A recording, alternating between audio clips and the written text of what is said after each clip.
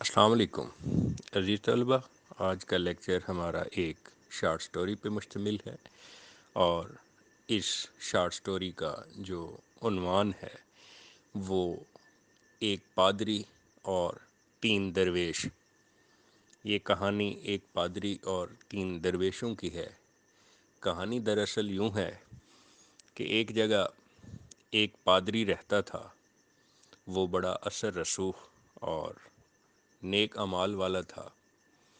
تو اسی علاقے میں اس کو پتہ چلا کہ تین ایسے درویش ہیں جو بڑے پہنچے ہوئے ہیں، ان کی ہر دعا جو ہے وہ قبول ہوتی ہے، اور لوگ اپنی حاجات کے لیے انہی کے پاس جا رہے ہیں۔ تو وہ آہستہ آہستہ محسوس کرتا ہے کہ اس کے پاس لوگ آنا کم ہوتے جا رہے ہیں۔ تو وہ اس تجسس میں ہوتا ہے کہ جی ایسا کیوں ہو رہا ہے؟ تو بات وہی نکلتی ہے کہ اب لوگ اپنی عبادات اور اپنے مسائل کے حل کے لیے ان تین درویشوں کے پاس جاتے ہیں۔ تو پادری یہ فیصلہ کرتا ہے کہ مجھے بھی ان تین درویشوں سے ملنا چاہیے۔ تو وہ یہ فیصلہ کرنے کے بعد ان کا پتہ جب معلوم کرتا ہے تو اسے پتہ چلتا ہے کہ وہ جو تین درویش ہیں وہ شہر سے باہر جو جزیرہ ہے، جزیرے کی دوسری طرف رہتے ہیں۔ تو خیر وہ ان سے ملنے کا ایک تہیہ کر چکا ہوتا ہے، تو وہ ان سے ملنے چل نکلتا ہے۔ کچھ راستہ جہاز پہ طے کرتا ہے اور کچھ راستہ جو ہے وہ کشتی پہ طے کرتا ہے۔ تو بالآخر وہ جزیرے کے دوسری طرف پہنچ جاتا ہے، اور وہاں پہنچتے ہی وہ تین لوگوں کو دیکھتا ہے، جو ایک بزرگ ہے، اور ایک اس سے ذرا کم عمر کا ہے، اور ایک ذرا اس سے بھی کم عمر کا ہے۔ یہ تین لوگ ہیں۔ اسے محسوس ہوتا ہے کہ شاید یہی تین درویش ہیں۔ تو ان سے سلام کرتا ہے اور وہاں ان سے انکوائر کرتا ہے، پوچھتا ہے کہ کیا آپ ہی تین درویش ہیں جن کی شہرت دور دور تک پھیلی ہوئی ہے، اور لوگوں کے مسائل کے لیے آپ ان کو سلوشن دیتے ہیں، ان کے حل نکالتے ہیں، حل دیتے ہیں؟ تو وہ مثبت سر ہلاتے ہیں۔ تو یہ جو پادری ہیں وہ ان سے پوچھتا ہے کہ آپ کتاب مقدس کی کون سی ایسی دعا ہے پڑھتے ہیں کہ لوگوں کی جو حاجات ہیں وہ پوری ہو جاتی ہیں، اور وہ آپ سے جو امید، جو آس لے کے آتے ہیں وہ پوری ہوتی ہے؟ تو یہ جو تینوں درویش ہیں یہ سر جھکا لیتے ہیں اور کہتے ہیں کہ کتاب مقدس کا جو ہے وہ تو ہمیں ادراک بھی نہیں ہے۔ تو پھر یہ پادری ان سے پوچھتے ہیں پھر آپ کون سی ایسی دعا پڑھتے ہیں جس سے حاجت مندوں کی حاجت روائی ہو جاتی ہے؟ تو وہ کہتے ہیں کہ جی ہمیں تو ایسی کوئی دعا یاد ہی نہیں ہے۔ تو پادری بڑا حیران ہوتا ہے کہ ایسے بزرگ جن کی شہرت دور دور تک پھیلی ہوئی ہے، اور ان کے پاس دین کا علم بالکل ہی نہیں ہے، انہیں کتاب مقدس کا علم نہیں ہے، انہیں باقاعدہ سے کوئی دعا یاد نہیں ہے، تو یہ کیسے ممکن ہو سکتا ہے کہ ان کی دعا جو ہے قبول ہوتی ہو؟ تو یہ کوئی ڈھونگ ہی لگ رہا ہے۔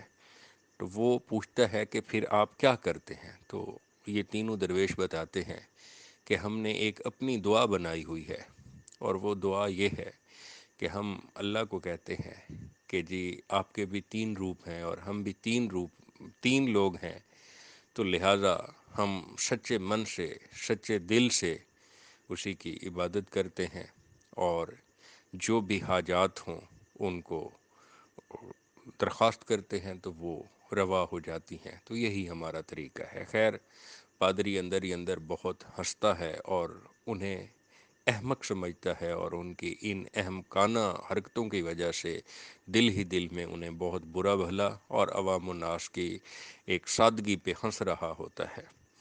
تو خیر وہ جو تینوں درویش ہیں وہ بڑے پریشان بھی ہوتے ہیں کہ یہ پادری صاحب تو یقیناً علم والے ہیں، علم رکھتے ہیں، یہ ہم پہ آئے ہیں، ہم پہ یہ سوال کر رہے ہیں، اور ہم ان کے جواب جو ہے دینے سے قاصر ہیں۔ تو وہ پریشانی میں ہوتے ہیں۔ تو یہ جو پادری ہیں ان کو دعا اور کلمات سکھانے کی بار بار کوشش کرتے ہیں، اور وہ بھی سیکھنے کی بھرپور کوشش کرتے ہیں۔ بالآخر ایک بہت زیادہ کوشش کے باوجود انہیں ایک دعا یاد ہو جاتی ہے۔ تو یہ جو پادری ہیں ان سے اجازت لے کے واپسی کا راستہ اختیار کرتے ہیں۔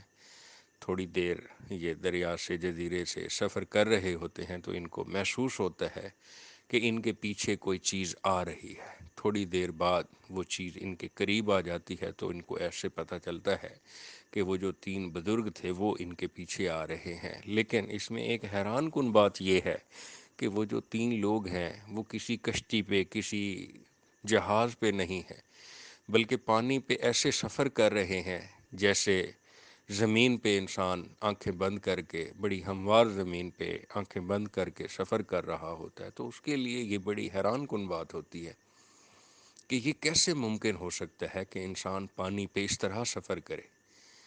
تو اسے لگتا ہے یقیناً ان بزرگوں میں، ان درویشوں میں کوئی ایسی طاقت موجود ہے کہ جو یہ اللہ کے برگزیدہ بندے بن چکے ہیں، اور یقیناً ان کی دعا بھی قبول ہوتی ہے۔ جب وہ پادری کی کشتی کے قریب پہنچتے ہیں تو وہ کہتے ہیں کہ جی ہمیں جو دعا آپ نے یاد کروائی ہے تو ہم آپس میں کنفیوژن کا شکار ہیں، ہمیں یہ نہیں یاد ہو رہا کہ اس کی ابتدا کہاں سے ہے، کوئی کہیں سے کہتا ہے، کوئی کہیں سے کہتا ہے۔ تو ان کے اس سوال پہ پادری شرمندہ ہوتا ہے اور ان سے معذرت چاہتا ہے اور کہتا ہے کہ جو آپ لوگوں نے دعا بنائی ہوئی ہے وہی اصل دعا ہے، وہ سچے من کی دعا ہے۔ سچے من سے رب تعالیٰ کو یاد کیا جائے تو یقیناً وہ انسان کی سنتا بھی ہے، اور اس کے جو مسائل و معاملات ہوں وہ اس کی بارگاہ میں حل بھی ضرور ہوتے ہیں۔ تو لہٰذا پادری اپنے کیے پہ شرمندہ ہوتا ہے، نادم ہوتا ہے، اور کہتا ہے کہ جس سچے من سے، جس سچے دل سے آپ لوگ عبادت کر رہے ہیں اور لوگوں کی حاجات روا کر رہے ہیں، یقیناً یہی ہے۔ تو یہ ایک کہانی ہے رشین رائٹر لیو ٹالسٹائے کی۔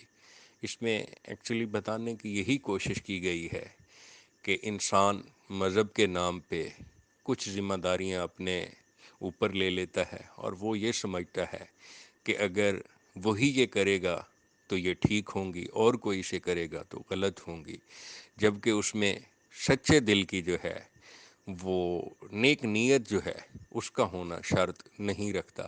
جیسا کہ اس کہانی میں پادری جو یہ سمجھتا تھا کہ میرے پاس ہجوم لگا رہے، سارے لوگ میرے پاس ہیں، اس چرچ میں ہیں، میرے حضور اپنی تمام درخواست، تمام حاجات میرے حضور پیش کریں اور میں ان کا سلوشن دوں، اور میں اللہ اور بندے کے مسائل کے معاملات میں ہی اس کا جو ہے وسیلہ بنا رہوں، تو یہ بڑی ایک عجیب بات ہوتی ہے۔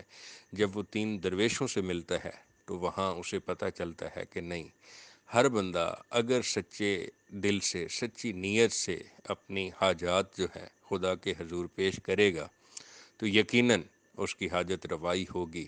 ضروری نہیں ہے کہ اس کو جو ہے نا مختلف ذریعے، جیسا کہ پادری سمجھتا ہے کہ وہ میرے پاس آئے، تو یقیناً انسان جو ہے وہ اپنے رب کے حضور پیش ہو سکتا ہے۔ اور ہمارا بھی یہی بیلیو ہے کہ انسان اگر نیک نیتی سے اچھے کام کرنے کے لیے کوشش کرے گا تو یقیناً رب کے حضور اگر وہ فریاد کرے گا نیک نیتی سے تو اس کی وہ فریاد ضرور قبول ہوگی۔ اور یہی کہانی جو ہے، اس کا جو جائزہ ہے یا اس کا جو نتیجہ ہے وہ یقیناً یہی ہے کہ انسان کو سچے من سے، سچے دل سے رب کے حضور اپنی درخواست کرنی چاہیے، اور یقیناً وہاں سے سلوشن ضرور ملتا ہے۔